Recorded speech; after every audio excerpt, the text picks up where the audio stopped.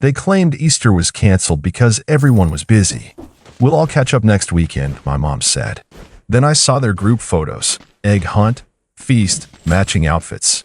Perfect Easter. They posted. The excuse they gave me later. I'm 26 years old, and I never thought I'd be in this situation with my family. We've always had our ups and downs, sure, but nothing that made me question everything. But this Easter, it changed everything. For some context, we're a pretty laid-back family. We don't do huge celebrations, and I've always been okay with that. My mom, Claire, and my little brother Max, who's 21 now, are the closest people to me. Our extended family isn't super involved, so when it comes to things like Easter, it's usually just the three of us. We do a simple meal together. Sometimes we do an egg hunt in the yard, and it's nice. Nothing extravagant, but it's our tradition. Or at least, it was. So, about a week before Easter, I started casually talking to my mom about what we were going to do for the holiday. I wasn't expecting anything wild, but I thought we could maybe have a little dinner. Max had been busy with his work and school, so I figured we could all just enjoy the day together. It didn't have to be much, just the three of us. But my mom, in her usual, laid-back way, said, "Well, I'm not sure. Everyone's kind of busy this year. We might just skip it, honey." Now, this didn't seem entirely unusual. Holidays have been a bit quieter for us lately, especially with Max getting older. He's been working more, and I've been spending a lot of time figuring out my own stuff. But I wasn't bothered at first. I understood that sometimes things get busy, and it's hard to coordinate schedules. A couple of days later, I reached out to my mom again, asking if we were still planning on having something for Easter. She replied, "We'll all catch up next weekend. Don't worry about it." And again, I thought it was fine. We'd see each other next weekend. I'd get to see my brother, and we'd have a family day. Then Easter Sunday came. I woke up expecting it to be a quiet, solo day. I didn't feel angry or upset yet. I just figured it was another low-key day. So I decided to go on with my morning. I made coffee, read a little, and kept myself busy. But as I was scrolling through Instagram, I saw it. A post from my mom. The caption said, "Perfect Easter with the fam." At first, I wasn't sure what I was looking at, but then I saw the photo. My mom, Max, and some of my cousins were all smiling in matching pastel outfits. My aunt was there, too. It was the picture-perfect holiday gathering.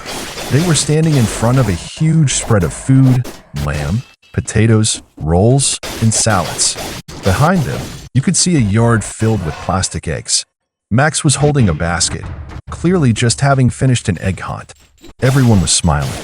It was a perfect family moment, a perfect Easter celebration. But I had been told that we weren't doing anything for Easter. I had been told that everyone was too busy and that we'd catch up next weekend. So what the heck was this? I stared at the photo for a few minutes, trying to process what I was seeing. I immediately felt a wave of confusion and frustration. My mind raced. How could they tell me we weren't doing anything, only to turn around and have a full-on holiday without me? Were they all just pretending I didn't matter? I thought back to the message my mom sent me the day before, telling me we'll all catch up next weekend. What was going on here? I didn't want to jump to conclusions, but at that moment, it felt personal. Like I was being excluded on purpose.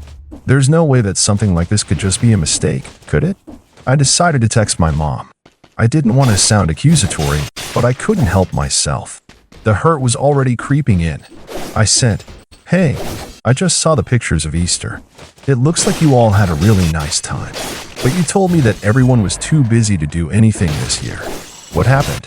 She didn't respond right away, which only made my frustration grow.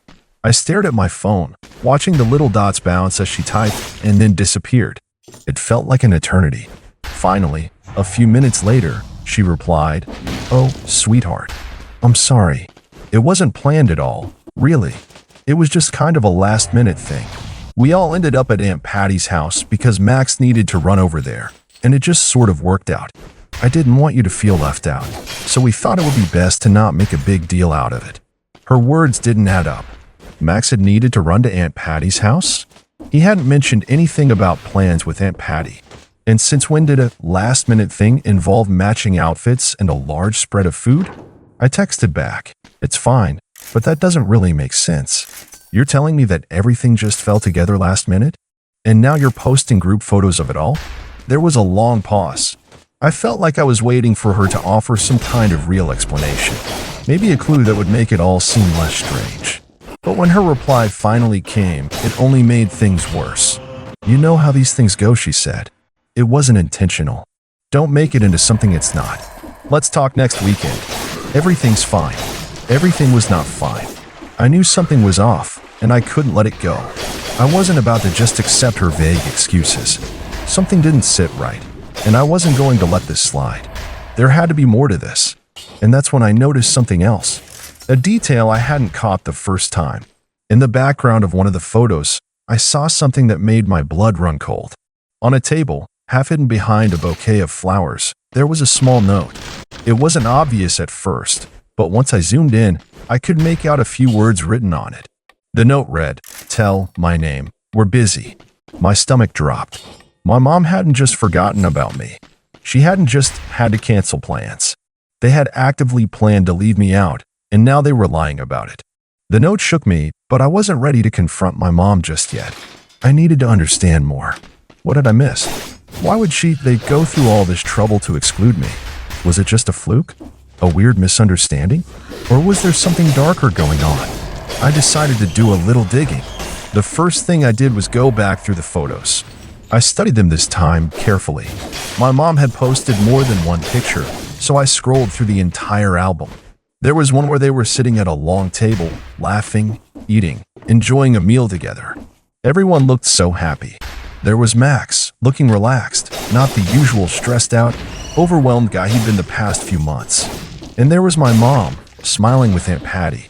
A smile that seemed almost too perfect. As I looked at their faces, something felt off. It wasn't just that I wasn't there. It was the way they were all so coordinated. They were dressed alike, yes. But their smiles, those smiles were practiced. They looked like the kind of smiles you put on when you're performing for an audience. Not like they were just enjoying a nice holiday together. I kept staring at the pictures, feeling more and more detached. I wasn't part of this anymore. They had their little circle now, and I was on the outside. I spent the next few hours lost in thought, thinking about everything that had happened in the past year. Max had been distant lately, and so had my mom. There were little signs, Max spending more time at his girlfriend's place, my mom's increasing focus on her friends and work. I hadn't wanted to acknowledge it before, but now I couldn't ignore it. I was slipping through the cracks. I picked up the phone and texted Max. I had to ask him directly. Maybe he'd know something more. Hey, Max, what happened with Easter? Why didn't you tell me about the plans? I was cautious, trying not to sound accusatory, though I was feeling angry and hurt. A few minutes passed before he replied, and when he did, I wasn't prepared for what I read. Mom didn't tell you? We weren't sure how you'd react. It was a last-minute thing. Honestly, it wasn't even planned like that. Aunt Patty just invited us over. Don't make this a big deal, okay? The words stung. He didn't even sound like himself. There was no apology in his message, no remorse for leaving me out. It was as if I was the one in the wrong for questioning them. It was that response that told me everything I needed to know. This wasn't just about one day or one holiday. It was about something deeper, something that had been building for a while. I let the message sit for a while. I didn't know how to respond. My gut told me that Max was caught up in whatever my mom was doing, that they were both in on something. It was clear now. They weren't just neglecting me. They were actively excluding me. The next day, I decided to take a step back and observe. I didn't reply to Max right away. I wanted to see if I was overthinking it or if there was more to this. I waited until the weekend came around, when my mom promised we'd catch up. I wasn't sure what that would look like, but I wasn't expecting an apology. My mom wasn't one for apologizing, especially when she didn't think she was wrong. When I walked into the house that Saturday, there was something different about the atmosphere. The house felt colder than usual, more distant. Max was in the living room, but he didn't look up when I came in. He was too busy with his phone. My mom was in the kitchen, humming as she made some tea. It all felt off. I tried to make conversation, but it felt like pulling teeth. I kept waiting for the moment when she'd address the elephant in the room, but she didn't. So, how's everything been? I asked, my voice quieter than usual. I was treading carefully, trying not to blow up. But the silence in the room was thick. My mom paused, looking at me over her shoulder. She didn't seem surprised to see me there, but she didn't look particularly happy either.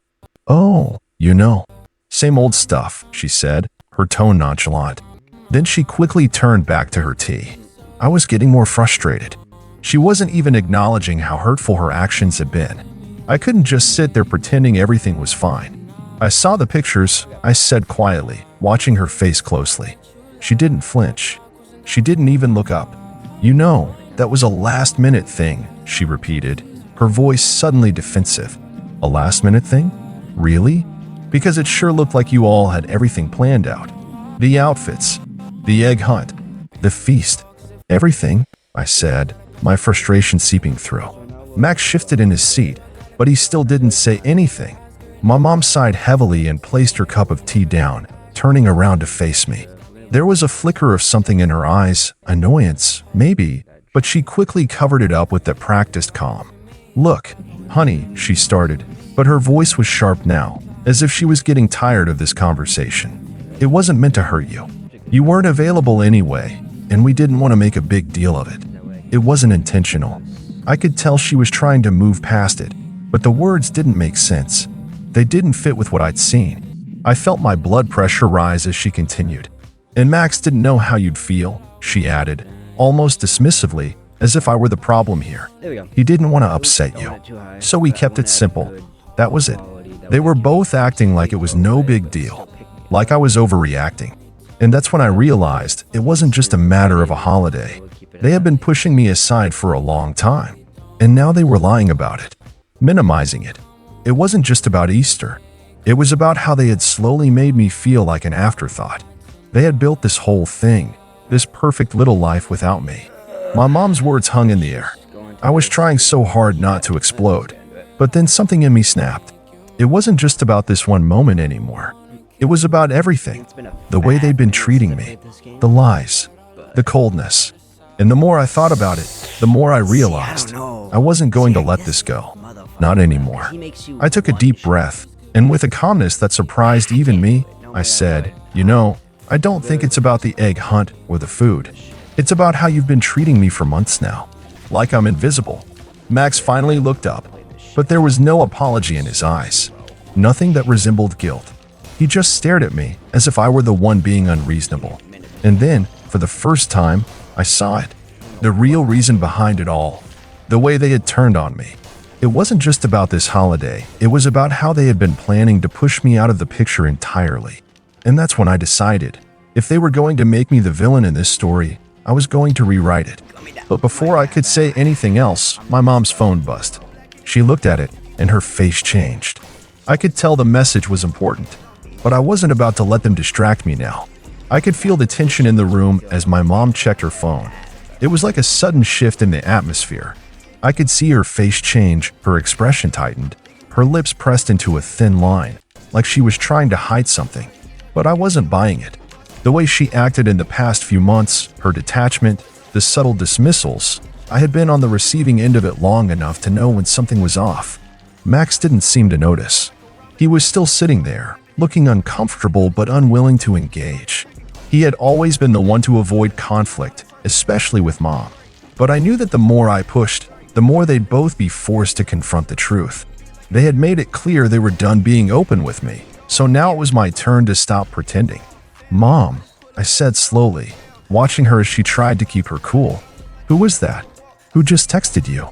She hesitated for a moment, then put the phone face down on the table, as if that would somehow erase the suspicion. But I'd already seen enough. Her eyes darted to the screen, and I could feel the walls going up. I wasn't sure why, but something in me clicked. I had to dig deeper, and I was ready. "I was just talking to Aunt Patty," she said, her voice casual, but there was an edge to it. "Nothing important." "Really?" I asked, trying to keep my tone neutral, but inside, I was seething, because it didn't look like nothing important. That message looked like you were planning something else. She immediately tensed up. "You're overthinking things. It's really not a big deal." But I wasn't overthinking. I could feel the gears turning in my head. Something wasn't adding up.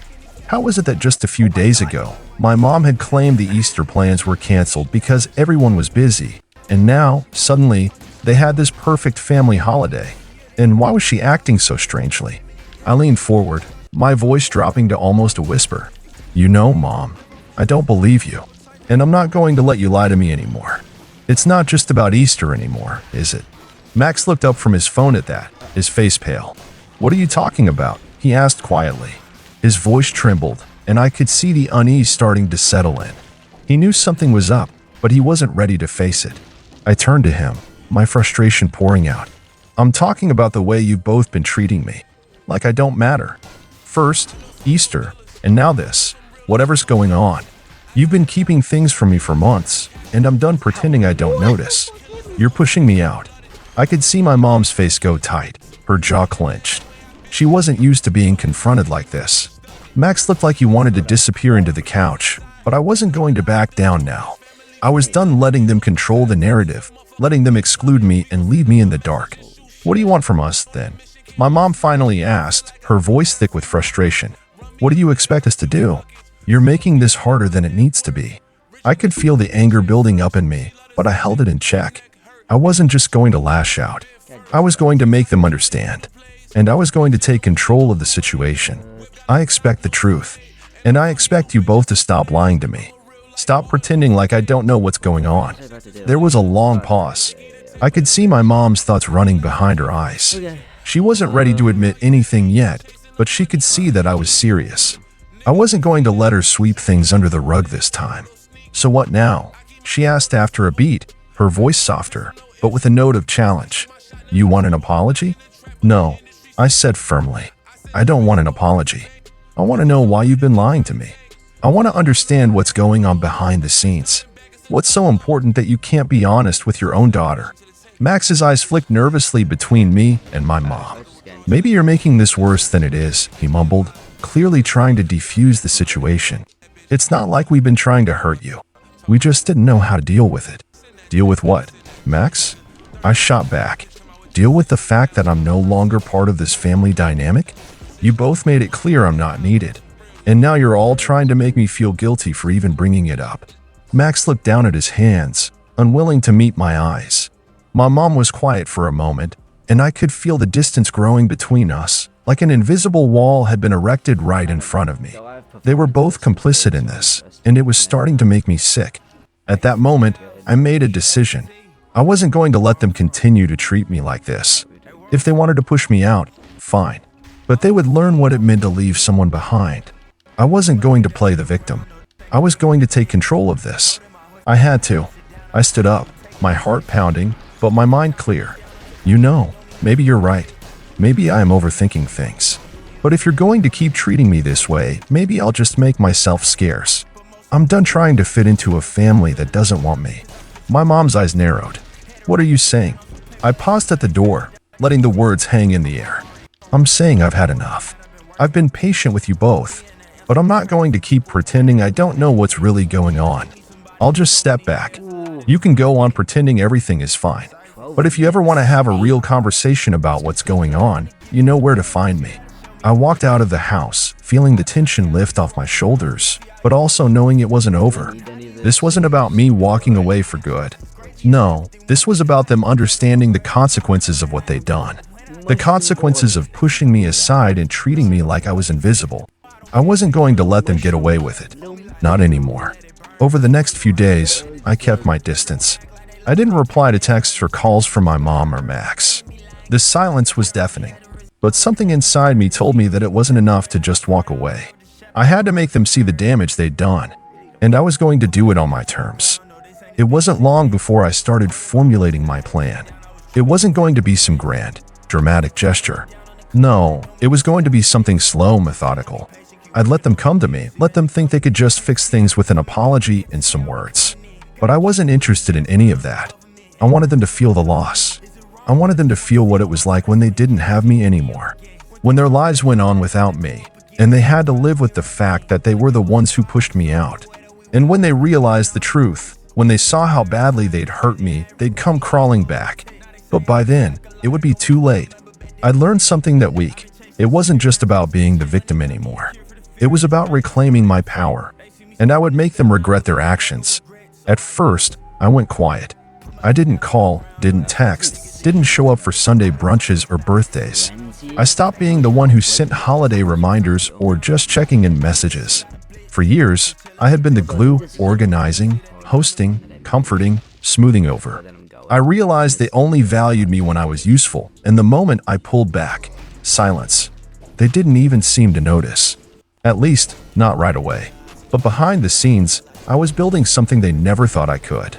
Remember how I said I was always the one who brought people together? I turned that skill into something bigger. I'd started working in event design a few years ago, small gigs, friends' weddings, local fundraisers. But when I channeled the pain and betrayal into that work, something changed. I got sharper, bolder. I stopped second-guessing myself. Within 2 years, my name was being passed around in circles my family didn't even know existed. High-end venues, exclusive planners, art galleries. I built a name for myself. Quietly, professionally. And I never said a word to them about it. They thought I was still doing little freelance things, as my mom once called it, right before suggesting I applied to be Max's assistant because he was so stressed with work. That conversation was the last time I took a call from her. But the real turning point came that third Easter. By then, I was running my own company. I had staff. My events were featured in magazines. And one of my clients, a generous woman who believed in second chances, offered me the opportunity of a lifetime. Plan a high-profile charity gala for the city's largest children's hospital. The gala would be hosted at the historic Oakvale estate. Guess who just happened to be a regular donor and guest at every Oakvale event? Aunt Patty. And guess who she always brought along? My mom, Max. Sometimes my dad if he wasn't on one of his golf retreats. I planned that gala down to the second. From the custom ice sculptures to the carefully curated guest list. When I handed off the final seating chart to the event coordinator, I paused. "You can move anyone around except this table," I said, pointing to the one labeled family. It was placed directly beside the stage, just to the left of the spotlight, close enough to see everything, but not close enough to be seen. The night of the gala, I stayed mostly behind the scenes. I wore black, blended in with the staff, and kept an eye on everything through the comm system. But when it came time for the closing speech, the one honoring the event planner and team for making the night possible, I stepped forward. As I walked onto the stage, I locked eyes with my mother. She blinked. Once. Twice. Max looked like he'd seen a ghost. My aunt whispered something sharp under her breath, her eyes narrowing. I smiled warmly at the crowd and took the mic. "I want to thank all of you for being here tonight. This gala raised over $200,000 for the Pediatric Center. And I want to take a moment to thank the people who inspired me to pursue this work." I paused. My family. A few guests clapped. I looked toward their table. My family taught me how important it is to create spaces where people feel seen, where they belong. And sometimes, when you're not invited to those spaces yourself, you learn to build your own. The clapping grew louder. I saw my mom stiffen. Max looked down at his lap. Aunt Patty was already whispering to a waiter, probably trying to find a way out before dessert. I continued, my voice steady. "So thank you to those who pushed me out, who told me I was too sensitive, too much, not enough. Without you, I wouldn't be here tonight. You gave me the drive to create something bigger than myself. And I'm grateful." And with that, I handed the mic off and walked off stage to a standing ovation. They didn't approach me afterward. They didn't even make eye contact. They slipped out during the final toast, probably hoping no one noticed. But people did. I made sure of it. In the days that followed, I got a single email from my mom. It said, "You made your point." That was all. No apology. No explanation. Not even a request to talk. I didn't respond. Because yes, I had made my point. And the best part? I did it without yelling, without begging, without trying to make them love me. I simply removed myself and let the absence speak for itself. Now, I still host holidays. I still celebrate Easter with people who actually show up, friends who are like siblings, colleagues who become family. And when I post pictures of our egg hunts, the handmade decorations, the laughter, I don't post them out of spite. But if they happen to see them, I hope it stings, because I don't need revenge to be loud. Sometimes the most powerful thing you can do is thrive in the silence they left behind.